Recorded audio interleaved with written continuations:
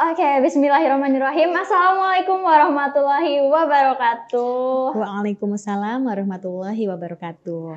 Halo Sobat Tuan CNS, kembali lagi kita di episode yang berbeda dari yang biasanya. Biasanya kan kita CNS ya, kali ini kita nggak CNS lagi.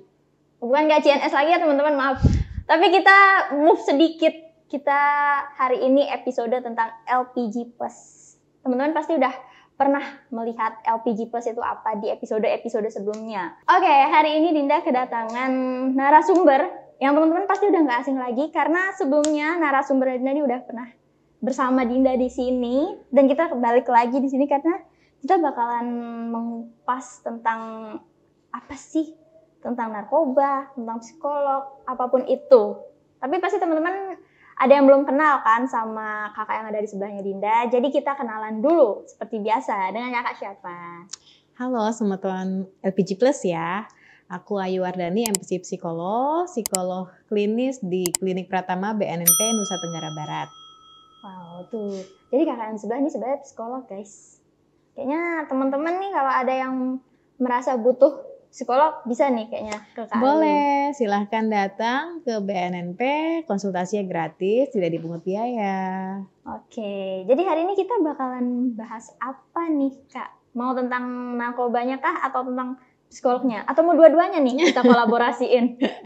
Oke, hari itu sebenarnya aku pengen bahas tentang resiliensi.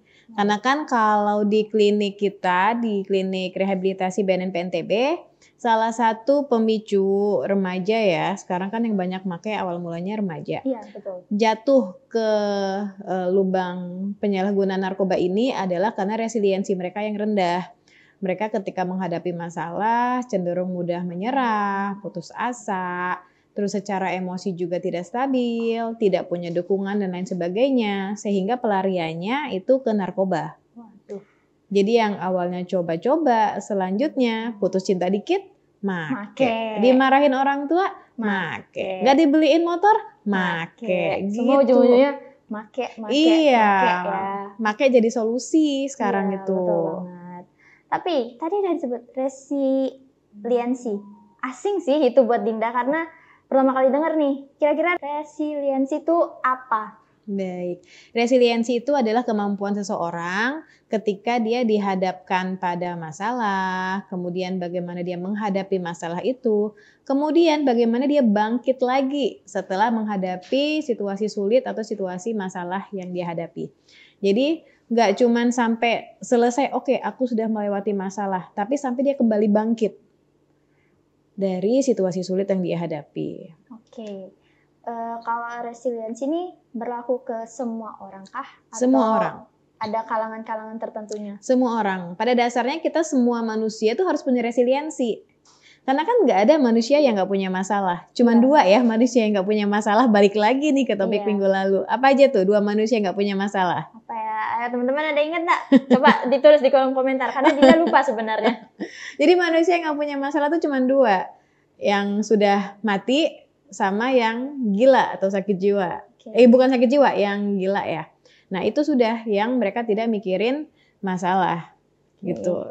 Berarti kalau kita masih hidup dan tidak gila atau sekarang istilahnya gila itu gangguan jiwa luas ya. Saya takutnya nanti kalau saya menggunakan istilah gila atau gangguan jiwa saya diprotes lagi. Jadi lebih tepatnya ke yang mengalami gangguan skizofren seperti itu. Jadi ya mereka nggak mikirin mereka punya masalah atau nggak mikirin makan atau enggak ya, orang sudah mati ya emang nggak makan sih ya. Iya. Nggak napas juga sih. Iya kayak gitu. Jadi selain yang dua kelompok itu pasti punya masalah, pasti dihadapkan pada masalah. Dan kalau kalian tidak punya resiliensi, ya kalian tidak akan bisa menghadapi atau menyelesaikan masalah tersebut secara efektif. Yang ada ya pelarian-pelarian tadi. Betul. Oke. Berarti karena ini kita bakalan berfokus pada remaja atau anak-anak nih yang kayaknya gampang banget terkena atau terpengaruh untuk nyobain narkoba. Kira-kira resiliensi untuk anak-anak tuh gimana caranya? Baik. Nah, kenapa ngambilnya tuh ke anak dan remaja? Karena resiliensi ini nggak otomatis, oke dia usianya dewasa, otomatis dia punya resiliensi, enggak. resiliensi ini bukan hal yang tumbuh atau tiba-tiba ada pada dalam diri individu. Resiliensi ini tumbuhnya secara berproses, mulai dari masa kanak-kanak, sampai dengan dia remaja, sampai dengan dewasa. Individu yang sejak dini atau sejak usia dini ya, itu tidak dilatih resiliensinya oleh orang tuanya, ya jangan berharap di usia dewasa dia sudah punya kemampuan untuk resiliensi ini, daya tahan ini, gitu. Kenapa? Makanya kemudian saya mengambil topiknya di anak dan remaja. Nah, lalu bagaimana nih cara kita menumbuhkan resiliensi sejak sedini mungkin? Jadi ada beberapa hal yang perlu orang tua ini perhatikan. Jadi yang pertama itu adalah bagaimana orang tua, lingkungan utamanya anak, ini memberikan dukungan emosional yang tepat kepada anak. Kenapa? Karena dukungan emosional ini pondasinya bagi individu untuk dia punya ketahanan mental yang kuat. Karena ketika dia merasa dia sudah terpenuhi kebutuhan kasih sayang, dia merasa dia punya kelompok-kelompok yang akan mendukung dia ketika dihadapkan pada masalah, ketika dia jatuh, dia yakin akan selalu ada orang yang mensupport dia. Tapi ketika dia nggak punya orang yang membuat dia merasa aman, nggak punya orang yang membuat dia merasa nyaman, ya akhirnya ketika punya masalah, ya larinya ke hal-hal yang sifatnya negatif, balap liar, mabuk-mabukan, narkoba, dan hal-hal negatif lainnya. Kenapa? Karena nggak ada lingkungan yang mensupport dia. Lingkungan yang memberikan dukungan emosional itu. Berarti emang peran orang tua nih penting banget ya untuk menjadi pondasi seorang anak itu. Punya resiliensi. Bener banget. Terus yang kedua yang harus dilakukan orang tua itu adalah mengajarkan keterampilan penyelesaian masalah pada anak. Nah, ini yang kadang menjadi pondasi juga. Anak kan belajar dari meniru apa yang dilakukan oleh orang tuanya. Nah, jadi bagaimana orang tua bersikap, berperilaku ketika mereka dihadapkan pada masalah, ya seperti itu juga yang akan ditiru oleh anak. Contohnya, ayahnya ini kalau punya masalah cenderung marah-marah, lempar-lempar barang. Ya jangan heran kalau anaknya pun kemudian ketika dihadapkan pada masalah atau situasi yang sulit, misalnya di sekolahnya, dia rebutan mainan sama temennya. Kemudian dia langsung marah-marah, teriak-teriak, ngerusak barang. Ya, itu karena dia meniru bagaimana cara orang dewasa di sekitarnya dalam menyikapi masalah yang dihadapinya. Jadi buat para orang tua, ini penting banget kalau mau membentuk anak secara sehat, ya orang tua juga harus memberikan contoh perilaku yang sehat juga, termasuk dalam hal menyikapi masalah. Nah, lalu bagaimana nih cara orang tua untuk mengajarkan anak punya keterampilan menyelesaikan masalah? Jadi yang pertama, ajarkan anak untuk mengidentifikasi apa sih masalah yang sedang dihadapi. Contohnya, ketika anak nangis-nangis, tantrum, kadang kebanyakan dari kita kan orang dewasa itu ngerasa, aduh berisik banget sih, apalagi kalau kita lagi pengen tenang ya, pengen situasi yang tenang. Akhirnya yaudah nih dikasih es krim, dikasih permen, atau dikasih mainan, dibeliin mainan biar dia nangisnya diam, berhenti kayak gitu. Itu orang tua melewatkan kesempatan untuk mengajarkan anak mengidentifikasi apa sih kebutuhannya, apa sih yang dia inginkan, apa sih yang dia rasakan sehingga dia menangis. Jadi penting banget untuk orang tua itu ajarkan anak mengidentifikasi, oh apa sih yang saya alami ini, apa ya yang membuat saya nangis-nangis kayak sekarang. Gitu. Oh ternyata saya nangis-nangis karena lapar contohnya. Jadi ketika emosinya sudah mulai mereda, tanya kepada anak. Atau misalnya anak yang di usia remaja, kan itu usia-usia pembangkang ya, seperti yang kita bahas di episode sebelumnya. Jadi ketika anak mulai terlihat marah-marah di rumah atau anak terlihat lesu kebalikannya, jadi yang biasanya dia ceria, kemudian dia menjadi anak yang cenderung murung, mengurung diri di kamar. Nah, ini penting banget untuk orang tua dekati dan ajak. Identifikasi masalahnya apa. Dan ketika misalnya, oh iya aku diganggu sama teman-temanku, kayak gitu. Anak merasa dia dibully sama teman-temannya. Karena sekarang istilah bully ini sudah menjadi istilah yang umum ya, sudah banyak dikenali oleh semua pihak. Nah, penting banget untuk orang tua mengajarkan anak untuk melihat situasi itu secara secara spesifik, Oke. apa ya yang terjadi gitu. Karena bisa saja situasinya di lingkungannya ketika ditelaah, tidak ada yang melakukan pemulihan atau tidak ada yang mengganggu. Tapi karena si anak ini, dan banyak kasus seperti itu, karena si anak ini di rumah itu terpenuhi semua yang dia mau, dia punya bibi yang akan memenuhi apapun yang dia inginkan, dia punya orang tua yang selalu memberikan apa yang dia mau. Nah di sekolah ketika ada yang tidak mau memberikan yang dimau sama si anak, dia langsung menganggap orang itu mengganggu dia. Misalnya dia pengen main di jam belajar, ya harusnya kan memang nggak boleh ya. Jadi ada aturan yang ya udah jam belajar ya harus masuk kelas, tapi dia pengen main. Ketika dia nggak dibolehin main, ya dia menilai bahwa itu saya diganggu. Nah, jadi orang tua perlu banget untuk mengajarkan anak mengidentifikasi situasinya seperti apa. Apa sih yang terjadi di sekolah? Apa yang membuat kamu murung tadi? Ada apa di sekolah? Biar anak berpikir apa ya yang terjadi tadi ya. Nah, ketika anak sudah mampu mengidentifikasi situasinya, mengidentifikasi masalahnya, dorong anak untuk memikirkan opsi-opsi apa yang harus saya lakukan untuk menyelesaikan masalah ini. Misalnya karena yang tadi di sekolah dia pengen main tapi nggak dibolehin, dia jadi bertengkar sama temennya, misalnya ketua kelasnya gitu. Apa ya yang bisa dia lakukan untuk memperbaiki hubungan dia sama teman-temannya gitu. Jadi kita dorong anak yang berpikir. Ya, biar dia kesannya nggak manja untuk dimanjain terus. Benar. Jadi dia terasah otaknya untuk berpikir penyelesaian masalah. Karena ketika solusinya nanti datang dari orang tua, kamu harus kayak gini nak, kamu harus kayak gini, kamu harus kayak gini. Jadi kan dia pasif. Iya betul. Nggak terasah untuk aktif mencari solusi. Jadinya kebiasaan untuk dituntun diarahin ini tanpa diarahin kayak berpikir sendiri menyelesaikan masalahnya tuh gimana gitu. Bener banget, yang akhirnya kalau dari kecil sudah dididik seperti itu sampai dia dewasa pun ujung-ujungnya akan mengandalkan orang tua.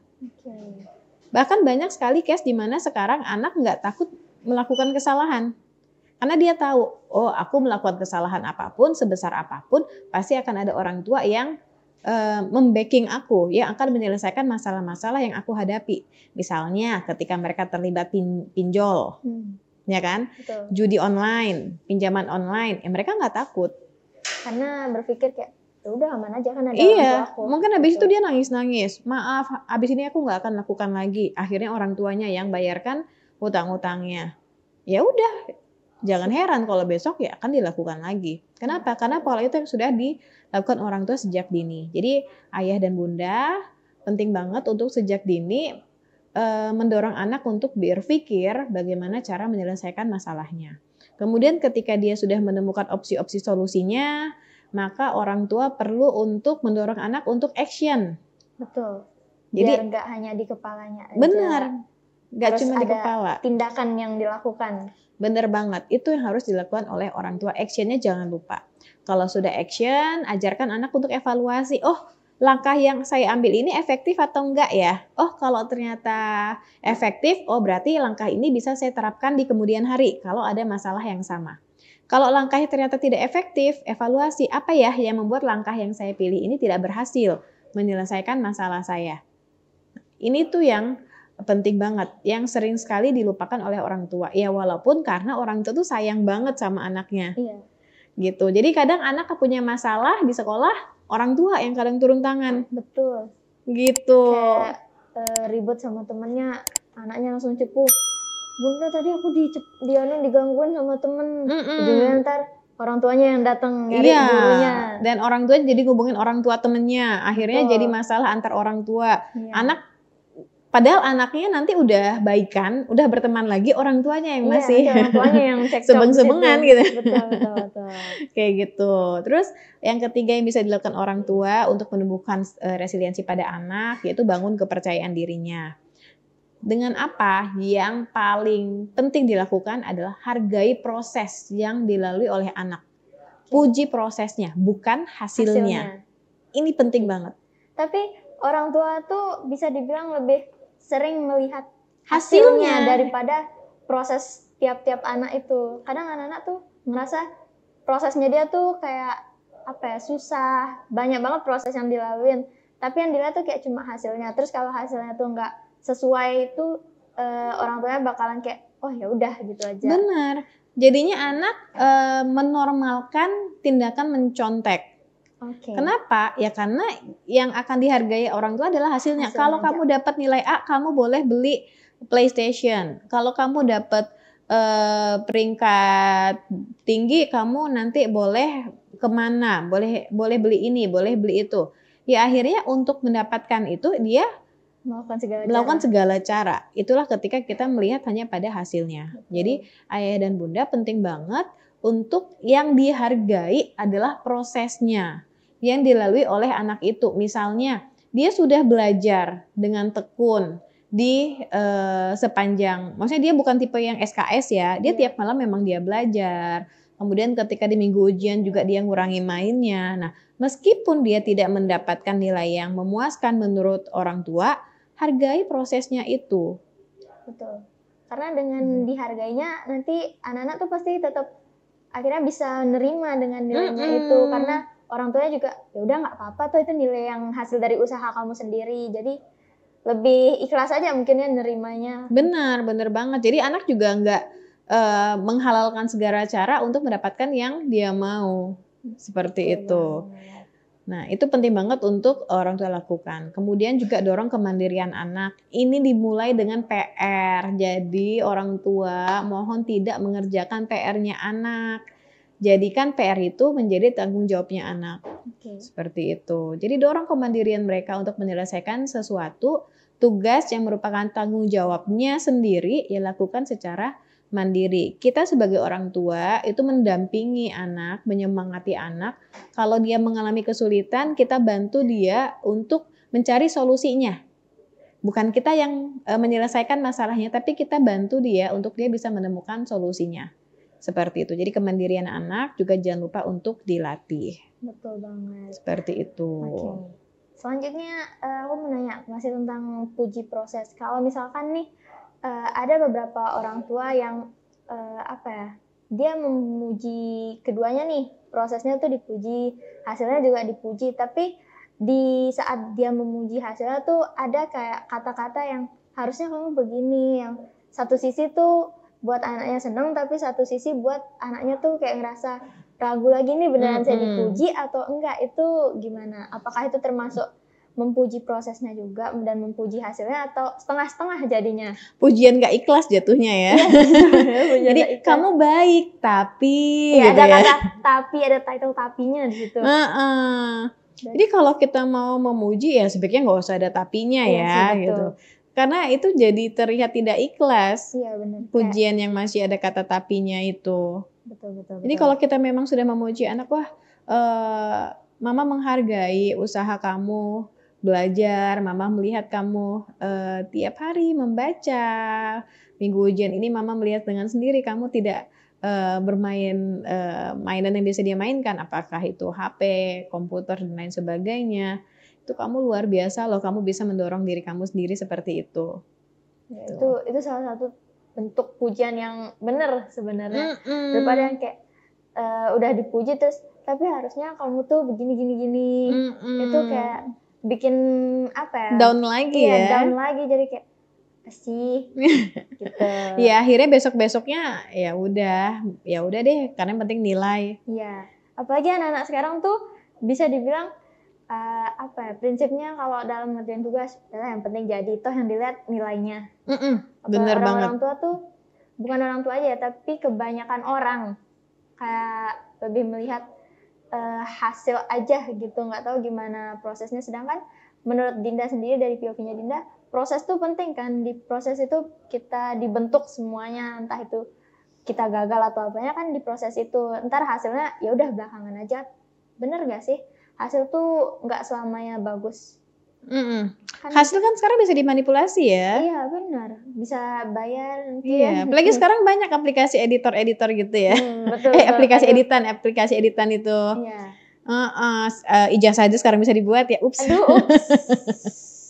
Oke, lanjut aja Gagi ya. Next. Setelah kita membangun kepercayaan diri ya. Nah, apalagi? Selanjutnya yang bisa orang tua lakukan itu kembangkan rasa empati pada anak gitu.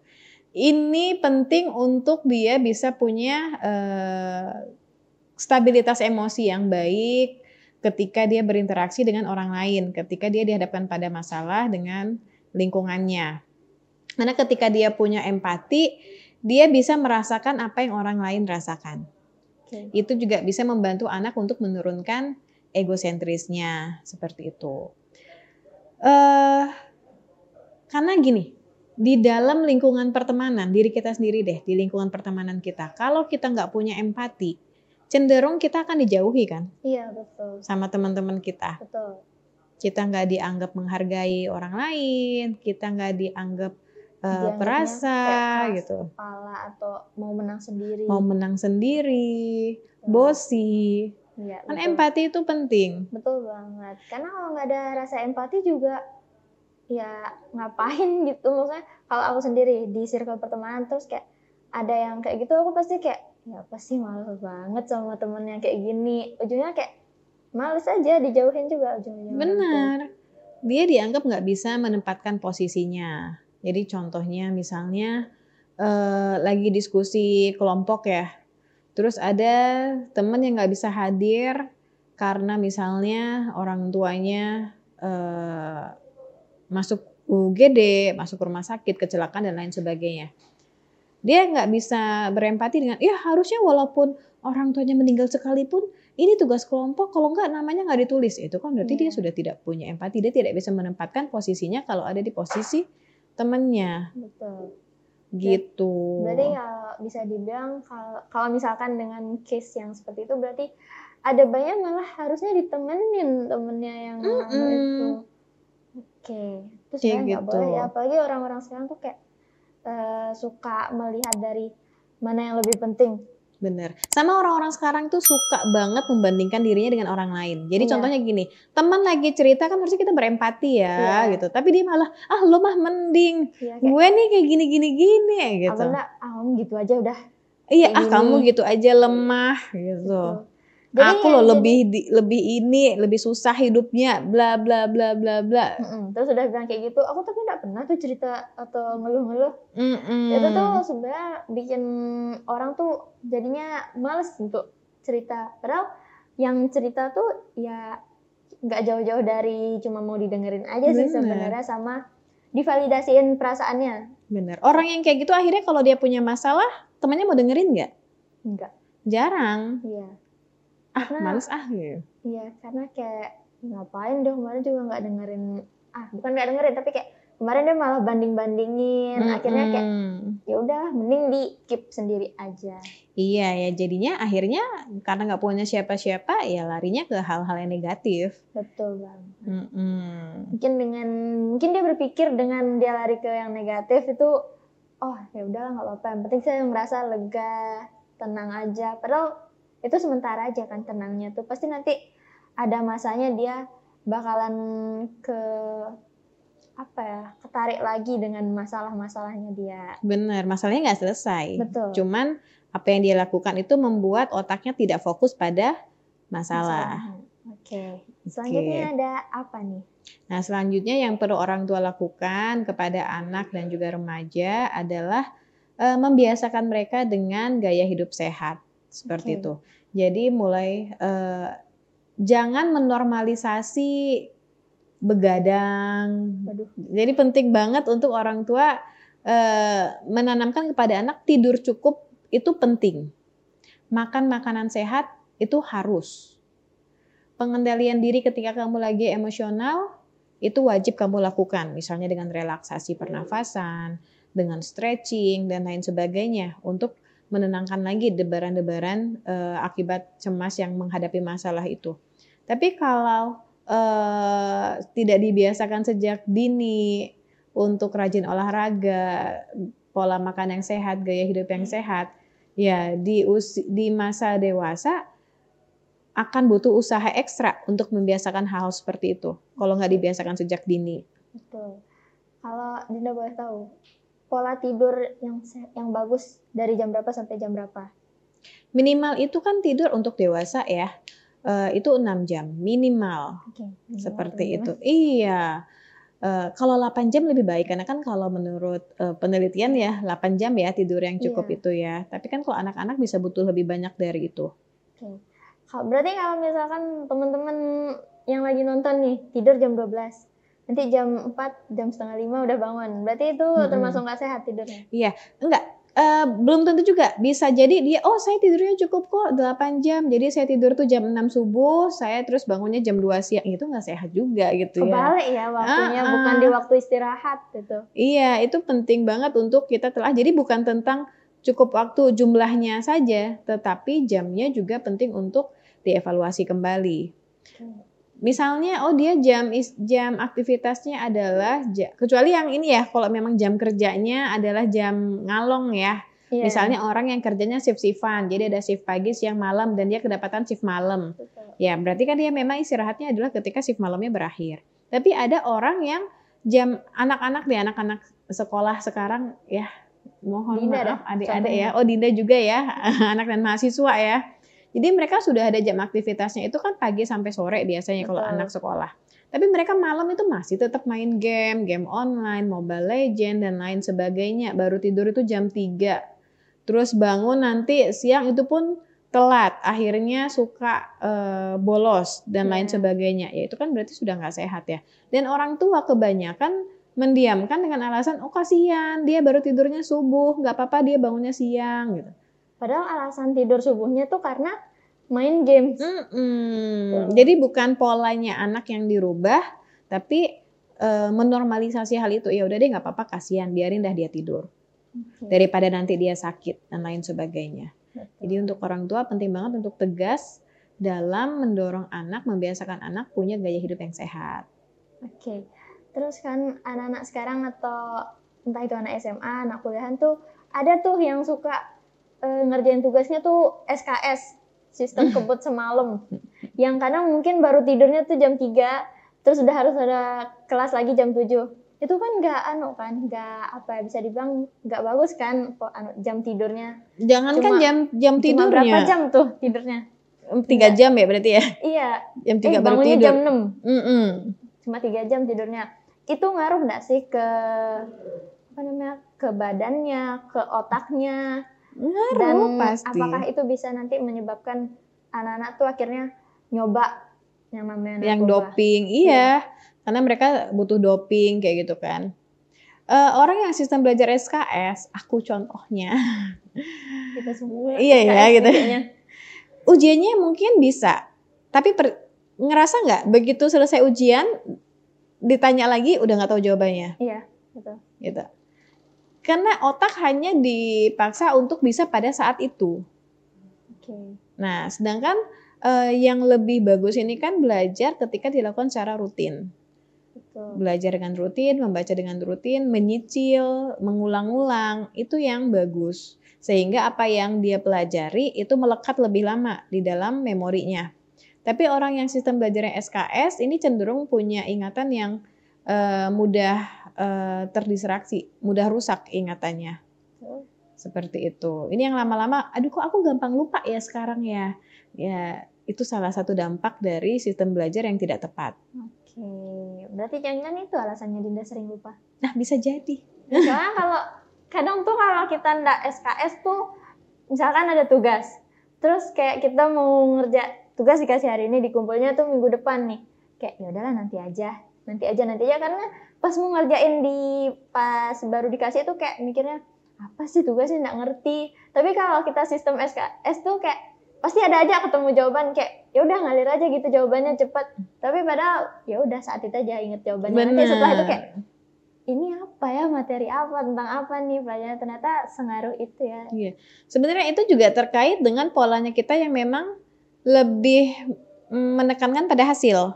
Oh iya, betul. Karena kita merasa dengan sistem SKS, oh aku nilainya bagus kok, dapat A. Berarti nggak ada masalah dengan sistem belajarku. Iya. Ya kan? Betul. Dia tidak menghargai ke prosesnya, balik ke tadi yang kita bahas. Betul. Gitu. Oke. Tapi padahal juga sebenarnya ada beberapa anak-anak yang melakukan itu karena tuntutan orang tuanya mau nilai anaknya tuh harus maksimal gitu. Padahal kalau memang dilakukan secara berkala, belajar secara rutin, teratur, itu akan lebih bermanfaat untuk diri pribadinya ya, bukan sekedar untuk nilai untuk ditunjukkan kepada orang tua. Oke. Dan itu akan mempengaruhi resiliensinya anak. Gitu teman-teman, bermanfaat nggak sih podcast kita? Tapi belum selesai. Masih ada. Apakah fisik dan mental itu juga mempengaruhi resiliensi? Iya dong. Dalam kondisi kita sedang stres, sedang tertekan, itu cenderung resiliensi lebih menurun. Jadi kalau kita lagi ada masalah, gini, kamu lagi ujian, lagi di minggu ujian ya, lebih sensitif nggak? Lebih mudah tersinggung nggak jatuhnya? Iya. Misalnya pacar telat jemput dikit gimana rasanya? langsung ngambek sih kayaknya. Langsung ngambek ya? Ngambek enggak, tapi kayak bete gitu ya? Perengat kayak apa sih, kenapa belum jemput? Emosian mungkin. Iya. Agak naik dikit emosinya. Karena kita dalam kondisi yang stres menghadapi ujian. Betul. Sehingga untuk menghadapi stresor baru tuh lebih sensitif. Yang biasanya kita, telat, iya nggak apa-apa sayang, santai aja, kamu hati-hati ya gitu. Yeah. Tapi dalam kondisi minggu ujian tuh, kamu lama banget sih, emang kamu ngapain sampai aja gitu. Tuh. Lama banget, gimana sih? Iya kayak gitu. Nah itu tadi berpengaruh ke kondisi kesehatan fisik dan mental terhadap resiliensi. Dalam kondisi fisik misalnya, dalam kondisi kita capek, lebih sensitif juga kan? Iya. Dalam kondisi pagi, pacar telat jemput, nggak apa-apa sayang, sarapan dulu aja gitu. Tapi dalam kondisi kita udah selesai kuliah, udah capek beraktivitas, berorganisasi, telat jemput. Tapi kayak langsung nggak sih, ke energinya langsung makin drain, makin turun. Iya, makin bete kan gitu. Itu kenapa kondisi fisik dan mental itu sangat berpengaruh pada resiliensi. Oke. Berarti kalau misalkan nih, kan biasa tuh cewek tuh datang bulan tuh kan perengut banget tuh. Entah itu mentalnya yang bermasalah atau emang hormon ya. Jadi semuanya kena tuh kayaknya kalau udah halangan tuh. Memang kalau kita ada kondisi khasnya ya untuk perempuan ini gitu. Istimewa sekali. Iya, ada minggu-minggu yang kita sangat dipengaruhi oleh hormonal. Dan itu memang bukan bisa dikendalikan, bisa. Kalau kita punya pengendalian diri yang baik, yang tepat, kondisi hormon seperti itu pun kita tetap bisa mengendalikannya. Tapi ketika kita sendiri tidak menjaga kondisi kesehatan fisik dan mental kita, dalam kondisi yang hormon naik turun seperti itu, ya pasti kita jadi capek. Karena capek mengendalikan emosinya kita. Capeknya double ya? Capeknya double. Kayak gitu. Berarti udah capek fisik, capek banyak pikiran, terus nahan sakit, iya, semuanya, terus pacarnya hilang-hilangan, lengkap. Ini kode kayaknya ya. Nggak ada, kita lanjut ya. Selanjutnya ada apa itu? Yang terakhir atau yang keberapa? Yang terakhir ya, sebenarnya banyak ya, cuman yang akan kita bahas di sini tadi ada 6 tadi. Nah kemudian yang terakhir itu adalah orang tua penting banget untuk menanamkan nilai ketekunan dan fleksibilitas pada anak. Ini juga jadi PR di masa sekarang. Banyak sekali orang tua yang kasihan sama anak. Jadi dia baru ngerjain dikit, tapi dia habis itu nggak mau ngerjain karena dia pengen main. Akhirnya nangis-nangis. Ya udah deh, nggak apa-apa, daripada dia nangis-nangis, nggak apa-apa deh, nggak selesai gitu. Jadi anak berpikir bahwa nggak apa-apa kok kalau aku nggak selesai sesuatu. Padahal begitu. Harusnya selesai. Harusnya diselesaikan dulu. Benar. Baru diberikan izin untuk main atau apapun itu. Benar banget. Jadi kalau bisa selesaikan dulu tugas tanggung jawabnya, baru kamu bisa bermain seperti itu. Itu penting banget karena ketika orang tua membiasakan anak untuk tidak menyelesaikan tugasnya. Misalnya nih, kita sudah bagi-bagi tugas kepada anak.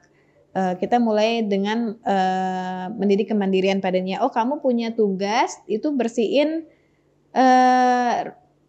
bersihin kamar, ya kan? Bersihin kamar kamu sendiri, tempat tidur, dirapikan tempat tidurnya, bantalnya, dibersihkan dan lain sebagainya.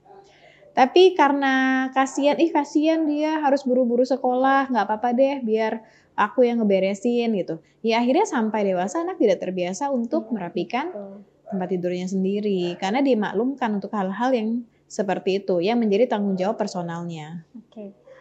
Kalau misalkan tadi kan kalau itu kayak dinormalisasikan, entah itu kamarnya masih berantakan atau dibilang udah nggak apa-apa nanti ada bibi. Itu berarti ada efeknya ketika misalkan anaknya harus kuliah jauh nih. Itu berefek dong berarti. Kan kalau udah kuliah jauh, ngerantau, semua diurus sendiri tuh. Ada dua kemungkinan. Ketika dia punya fleksibilitas yang baik, dia akan cepat menyesuaikan diri dalam situasi yang itu. Tuh. Tapi kalau dia cenderung sulit untuk menyesuaikan diri dengan perubahan, ya mungkin dia akan cari kemudahan. Misalnya, dia cari kosan yang ada bibinya, dia cari kosan yang udah lengkap kan, jadi sudah ada AC, sudah ada mesin cuci, ada juga bibi yang bersihin kamar seminggu berapa kali, jadi dia udah terima bersih. Ada yang seperti itu, ada yang mau mencoba untuk berubah. Oke, yang mau mencoba berubah bagus. Yang sebenarnya nggak jelek sih, tapi kayak tetap jadinya kebiasaan untuk manja mungkin jadinya. Benar, karena kalau kita nggak berusaha untuk fleksibel, menyesuaikan diri dengan segala perubahan, ya kita nggak akan maju. Kenapa? Karena dunia ini dinamis. Tuh. Perubahan itu sekarang cepat banget. Oh banget. Benar. Iya. Jangan kan dunia yang cepat berubah, pasangan kalian juga cepat berubah. Nah loh, aduh ngode terus ini ya host kita satu ini. Oke, gitu aja deh host, daripada nanti kemana-mana. Iya, hari ini podcastnya agak sedikit tegang. Kenapa ya? Enggak, ini kayaknya pengaruh cuaca sih. Ini cuacanya mendung ya? Soalnya nih. Oke, itu tadi ya teman-teman Semeton LPG Plus podcast kita. Sebenarnya banyak banget sih yang bisa mempengaruhi, yang bisa menumbuhkan resiliensi tadi. Tapi kali ini kita bahasnya 6 dulu. Siapa tahu nanti di episode selanjutnya kita bisa membahas lebih banyak lagi. Tapi mungkin ini jadi closingan. Closingan ya Allah. Kayak apa ya closingan? Kalimat penutup deh, jangan closingan. Agak berat closingan. Kalimat penutup dari Kak Ayu nih apa? Oke, teman-teman semua ya, baik mulai dari anak-anak, remaja, sampai dengan dewasa, sampai dengan lansia. Jadi resiliensi itu satu hal yang sangat penting dalam diri kita. Karena kita akan selalu dihadapkan pada masalah. Kita akan selalu dihadapkan pada situasi sulit. Tidak ada hidup yang jalannya lempeng aja, lurus aja. Jadi penting banget untuk kita semua selalu mengasah resiliensi kita, mengasah kemampuan kita untuk menghadapi masalah, daya tahan stres kita, supaya kita bisa melewati setiap masalah dengan baik, setiap masalah itu selesai, bukan kita lari dari masalah yang akhirnya lari ke hal-hal yang negatif seperti mabuk-mabukan, balap liar, maupun narkoba. Oke, mungkin terakhir ada pertanyaan. Masalah tuh pasti bakalan selesai kan? Kalau diselesaikan ya selesai, tapi kalau lari ya enggak. Iya, mungkin teman-teman ada yang selalu berpikir kayak masalahnya enggak selesai-selesai tuh Kak, gimana tuh? Pasti kayak udahlah akhirnya ujung-ujungnya pakai narkoba biar bodo amat deh sama masalah, yang penting perasaannya tuh lega. Tapi sebenarnya tuh salah ya teman-teman, nggak boleh dicoba-coba. Mungkin bisa dilampiaskan dengan hal-hal yang positif lainnya tuh, kan masih banyak kegiatan-kegiatan positif lainnya. Atau ayo datang ke klinik BNN PNTB, nanti kita ngobrol bareng, diskusi bareng, kita coba selesaikan bareng-bareng. Tuh, itu udah kata-kata paling manis dari Kak Ayu tuh, diajak untuk nongkrong bareng, kayaknya nih nongkrongnya tapi di BNN PNTB. Biar statement teman-teman tuh yang selalu bilang kayak BNN tuh serem, BNNP tuh tempatnya orang-orang di penjara lah, yang pakai narkoba di penjara, padahal iya tidak. Enggak dong, kita ramah-ramah. Iya. Lihatlah kita berdua, seramah apa kita hari ini. Oke, teman-teman LPG Plus, itu dia podcast untuk tanggal berapa ya hari ini? Tanggal 6 November. Kira-kira kapan lagi ya podcast LPG Plus, Pak Charlie? Mau deh, Dinda jadi hostnya lagi LPG Plus. Oke, Pak Charlie boleh ya dijadwalin lagi LPG Plus, Dinda? Dikacangin sama Pak Charlie, emang kebiasaan dikacangin, udah nggak apa-apa, udah dicuekin. Oke, sekian untuk podcast kita hari ini.